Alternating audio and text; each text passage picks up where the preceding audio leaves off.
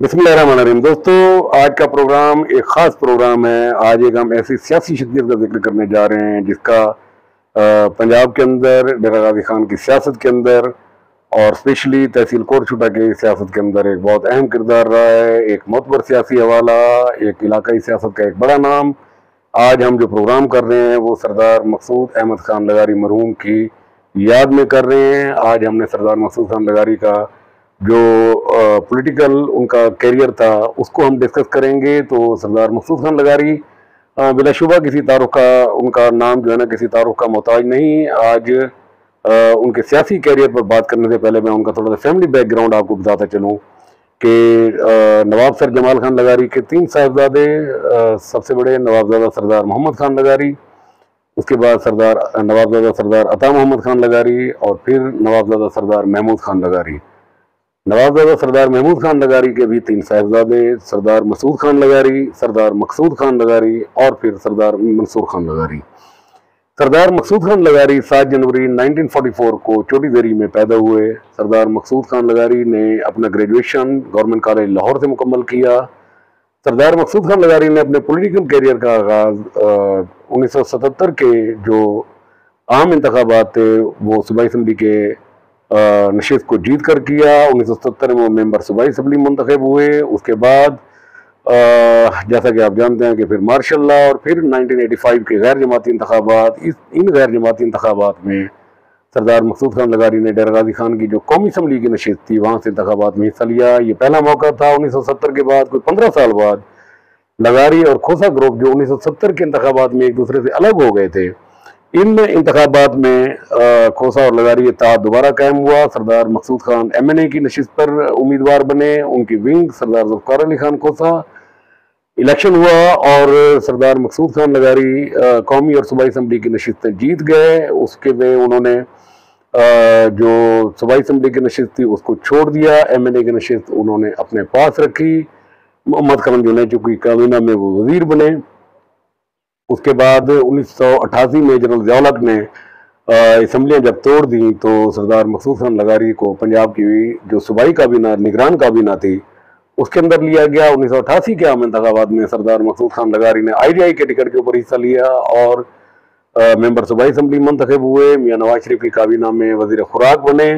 1990 के इलेक्शन में भी सरदार मकसूद खान लगारी नाकाबिल शिकस्त रहे, वो MP मुंतखब हुए।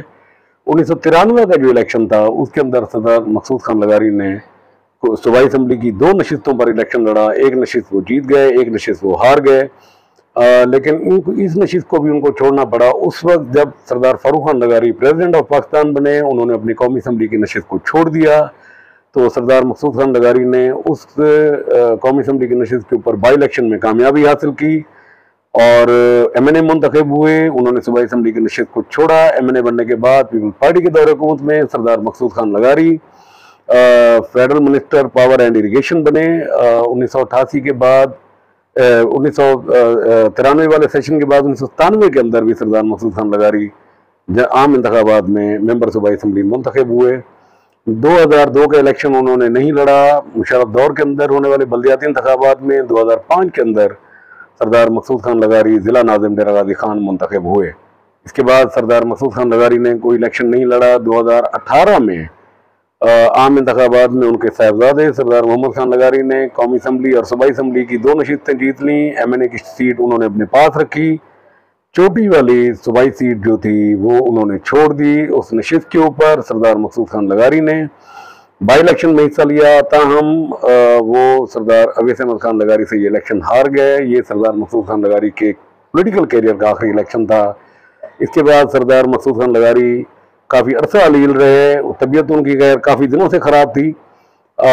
ये इलेक्शन भी उन्होंने बड़ी मुश्किल से जो है ना तबीयत खराबी के बावजूद ने इलेक्शन लड़ा, लेकिन इसके बाद तबीयत मज़ीद बिगड़ती गई और एक तवील अलालत के बाद 14 सितंबर 2022 को सरदार मकसूद खान लगारी इंतकाल कर गए। सरदार मकसूद खान लगारी का मुल्की सियासत के अंदर जिन लोगों से बहुत ज़्यादा दोस्तियाँ थीं और ताल्लुक़ था उनमें 2 शख्सियात काबिल ज़िक्र हैं, 2 ख़ानदान कह लें। एक तो मौजूदा सदर जनाब आसिफ अली जरदारी और लाहौर के चौधरी बिरादरान चौधरी शुजात हुसैन और ख़ास तौर पर चौधरी परवेज़ इलाही के साथ सरदार मकसूद खान लगारी के बहुत अच्छे ताल्लुकात थे।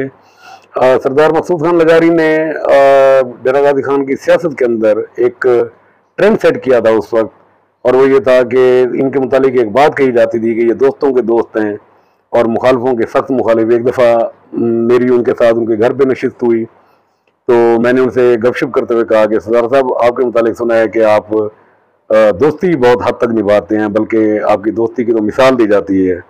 तो मुस्कुराए और कहने लगे कि मलिक साहब, आप जो है ना मुकम्मल बात करें जो है। तो मैंने कहा जी, आपके मुतालिक ये भी कहा जाता है कि आप अगर किसी के मुखालिफ हैं तो बहुत क्लियर होते हैं कि आप मुखालिफ हैं, और मुखालफत भी आप उसी हद तक करते हैं। कहते हैं हाँ, अब ये तारुफ मुकम्मल है कि जो मेरा दोस्त है वो किसी भी सूरत हाल के अंदर मेरा दोस्त है, और जो मेरा मुखालिफ है वो किसी भी जगह पर मेरा मुखालिफ है। तो सरदार मकसूद खान लगारी ने कमोबेश 4 दहाइयों के ऊपर एक भरपूर सियासी करियर गुजारा, एक बेहतरीन सियासी इनिंग खेली, बहुत दफ़ा कौमी और सूबाई असम्बली का हिस्सा बने, मिनिस्टर रहे, ज़िला नाज़िम रहे, ज़िला कौंसल के हिस्सा रहे।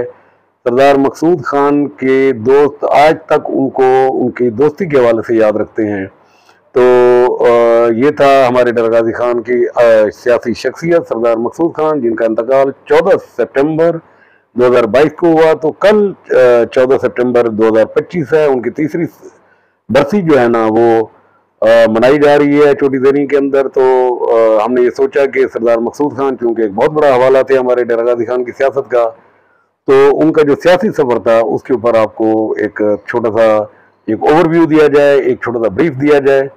तो इंशाल्लाह नेक्स्ट किसी प्रोग्राम में किसी और सियासी शख्सियत के साथ तारुफ के साथ आपकी खिदमत में दोबारा हाजिर होंगे। तब तक के लिए इजाजत, अल्लाह हाफ़िज़।